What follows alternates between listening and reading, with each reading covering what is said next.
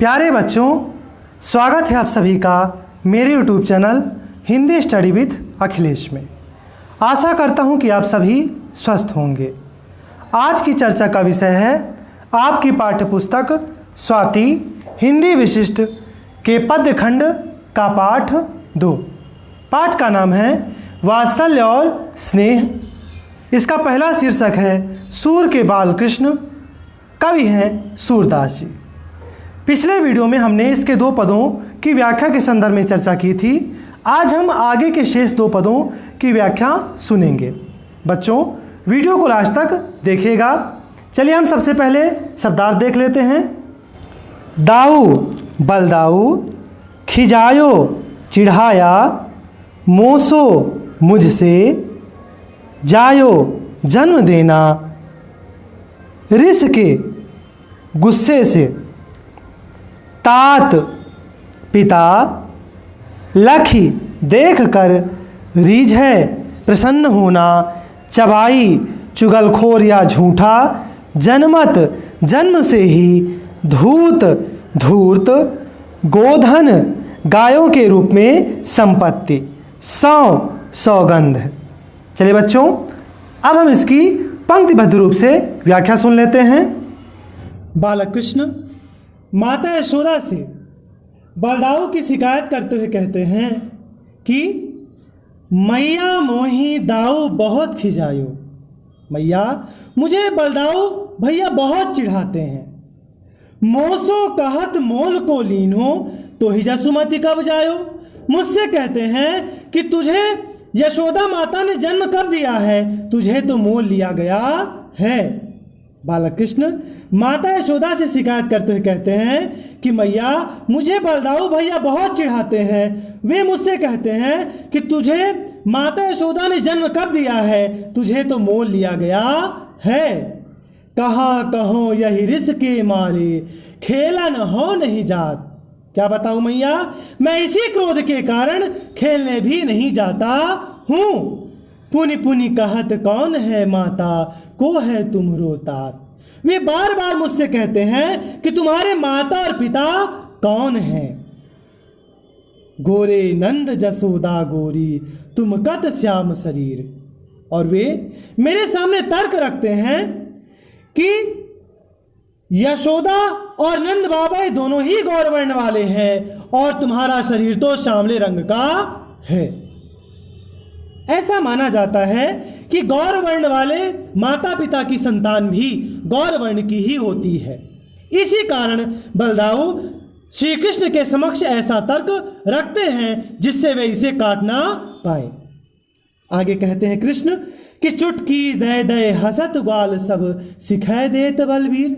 बलदाऊ भैया सभी को ऐसा ही सिखा देते हैं और सभी ग्वाल बाल चुटकी बजाकर मुझ पर हंसते हैं।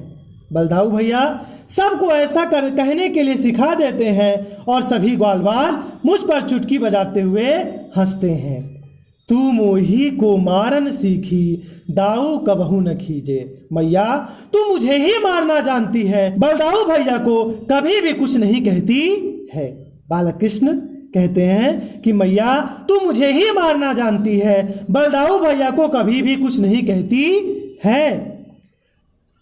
मोहन को मुख रिस समेत लखी, जसुमति सुन सुन रीझ है। बालक कृष्ण के क्रोध से भरे हुए मुख और रिस से भरी हुई वाणी को देखकर माता यशोदा उन पर अत्यधिक प्रसन्न हो जाती हैं। बालक कृष्ण के क्रोध से भरे हुए मुख को देखकर और रिस से भरी हुई वाणी को सुनकर माता यशोदा उन पर अत्यधिक प्रसन्न हो जाती हैं और कहती हैं कि सुनहु कान बलभद्र चबाई, जनमत ही को धूत। हे कृष्ण सुनो, बलदाऊ तो चुगलखोर और जन्म से ही धूर्त है।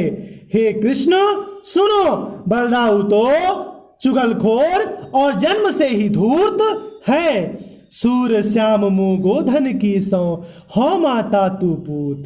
सूरदास जी लिखते हैं कि माता यशोदा बालक कृष्ण से कहती हैं कि हे कृष्ण, मैं गोधन की सौगंध खा के कहती हूँ कि मैं तुम्हारी ही माता हूं और तू मेरा ही पुत्र है।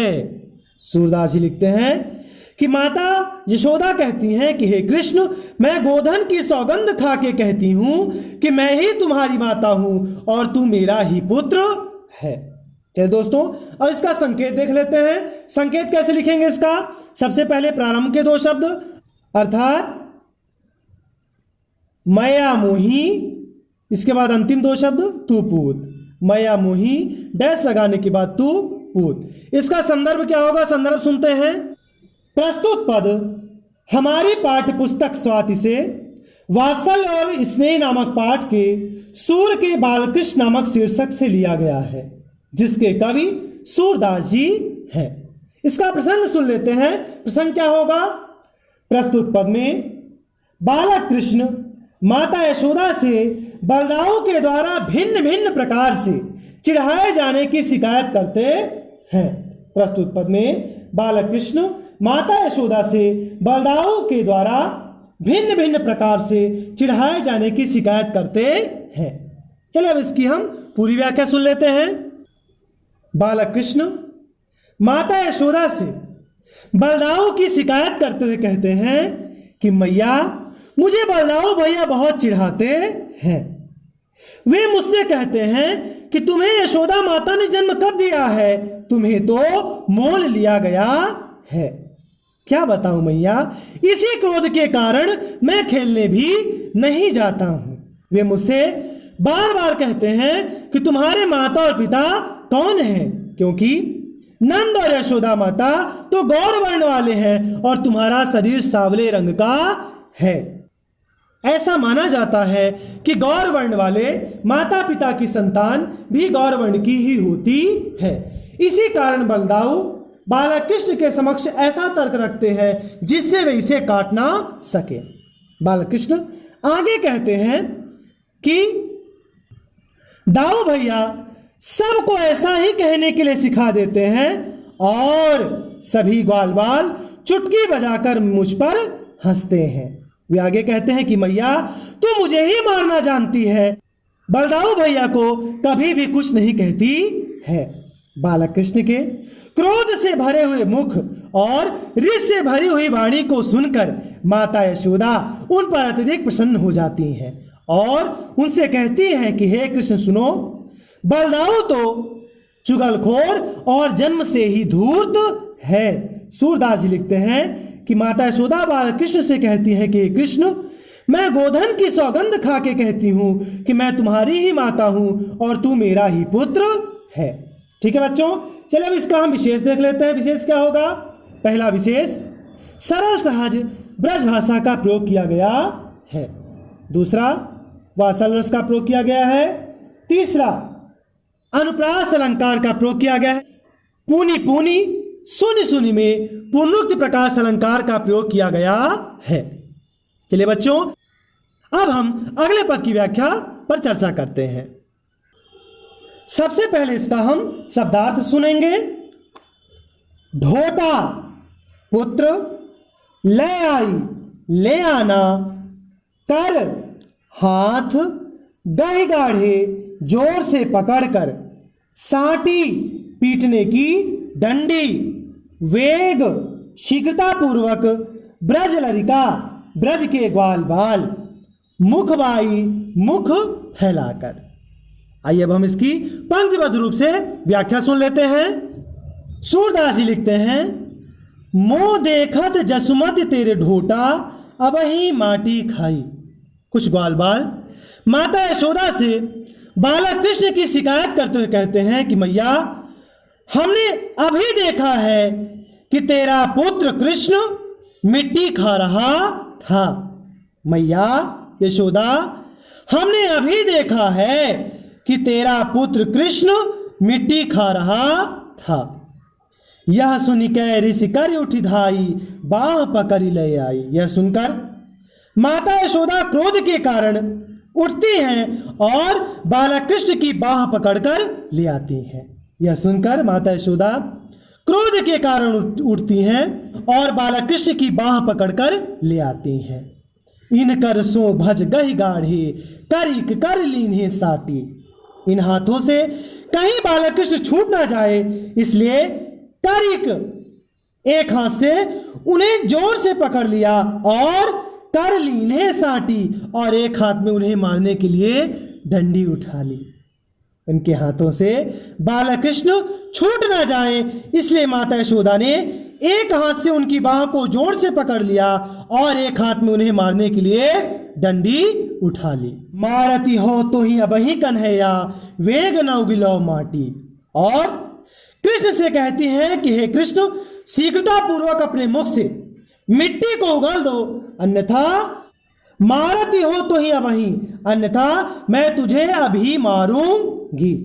वे कृष्ण से कहती हैं कि हे कृष्ण, शीघ्रता पूर्वक अपने मुख से मिट्टी को उगल दो, अन्यथा मैं तुम्हें अभी मारूंगी। अब क्या हुआ? भगवान श्री कृष्ण भय से कांपने लगे। उन्हें लगा कि आज तो मेरी पिटाई होने ही वाली है। सारे संसार को अपनी माया के वशीभूत कर नचाने वाले भगवान कृष्ण आज माता के वात्सल्य भाव के कारण वशीभूत हैं और अपनी माया का भी प्रयोग नहीं कर सकते। अब क्या करें?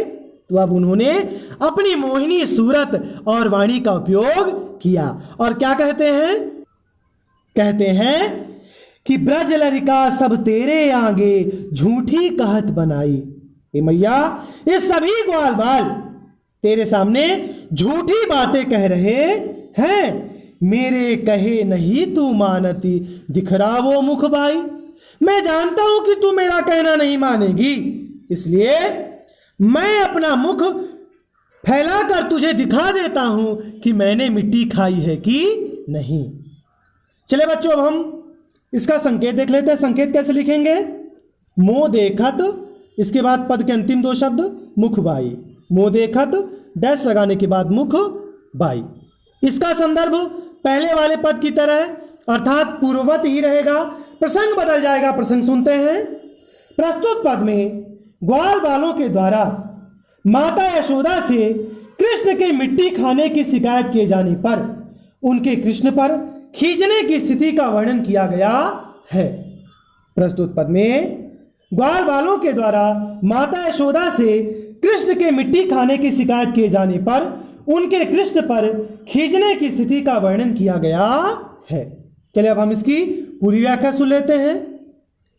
ब्रज के ग्वाल बाल माता यशोदा से कृष्ण की शिकायत करते हुए कहते हैं कि मैया यशोदा, हमने अभी देखा है कि तेरा पुत्र कृष्ण मिट्टी खा रहा था। यह सुनकर माता यशोदा क्रोध के साथ उठती हैं और कृष्ण की बाह पकड़कर ले आती हैं। उनके हाथों से कृष्ण छूट ना जाए, इसलिए एक हाथ से उनकी बाह को जोर से पकड़ लेती हैं और दूसरे हाथ में उन्हें मारने के लिए डंडी ले लेती हैं। वे बालक कृष्ण से कहती हैं कि हे कृष्ण, शीघ्रता पूर्वक अपने मुख से मिट्टी को उगल दो, अन्यथा मैं तुम्हें अभी मारूंगी। ऐसी स्थिति में बालक कृष्ण अपना पक्ष रखते हुए कहते हैं कि मैया, ये सभी ब्रज के ग्वाल बाल तेरे सामने झूठ बात कह रहे हैं।